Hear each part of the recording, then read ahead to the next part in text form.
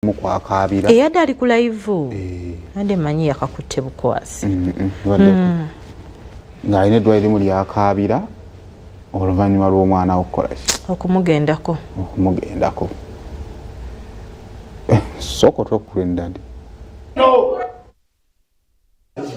bane mbasa mbegayiridde mbagamba kyekyeko tekyayambaza omwana owange afudde nabadde ngenda bugenzi wakane ndeba nabadde ngenda nekabira eyo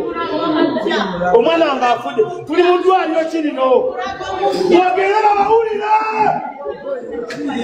neddwaliro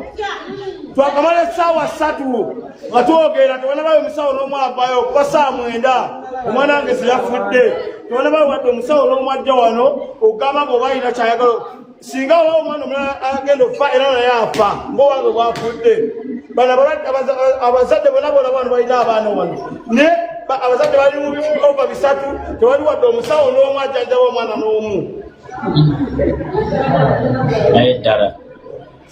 ebisiri bya NRM muswane biki eno gavumenti weeri era weeri oba temujagala bamujagala yeeno tugigambeko eterese nowonagamba mu NRM muswane nuku tebigenda tuuka newogamba nuku tugambye obufuzi nebya nuku NRM biki tugambe bano abatufuga essaawa zino baterese enkola yaabwe kuba webali otegedde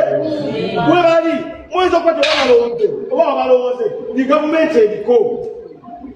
bane mbadde mbasaba tugende obufuzi ssaawa zino gavumenti eriko ya Museveni ya NRM egenda mala emyaka emeka oba ogiwakanya oba ogirwanyisa essaawa zositakulwanyisa bakuwakanya kyabagamba baterese kubagenda tufuga emyaka emeka mu myaka etangi bagenda tufuga tubasaba batereeseemu enkola yaabwe otegedde temutya twaleza bakola nze kuibira newabasikaali newawesefusi wantu walanga kyayinza kunkola wadde n'omu emyezi zaali 29 Desemba omwaka ogwedde Anthony Joshua bwe yagwa Kabenje yali mu Nigeria waliwo omuntu omu yavaayo n'akola tweet ng'ayogera Anthony Joshua mugagga naye yatuuka tayimu nga sente ye tesobola kumuggyaawo kumuddusa kumwongerayo ebiseera ebisinga abantu aboogera ku bantu abakolagana ne gavumenti olumu bakikozesa busungu ne batatuusa message ntuufu naye ekigambo ekituufu nti bw'ofuna omukisa okusisinkanako omukulembeze ku bintu 10 by'osabye mukulembeze fe okulaba nga 5 byaffe ffenna si bibyo wekka kubanga ebibyo wekka biyinza obutakutaasa singa ebya Uganda byo tebikoze eki tebiyiseemu lwaki nkoseza ebigambo ebyo Green Dad omu ku bayimbi abadde bayimbira omukulembeze waki mu campaign zetubaddemu kati olumu abantu bakozesa obusungu ne babaako ebigambo babawereekereza nabo ne banyiiga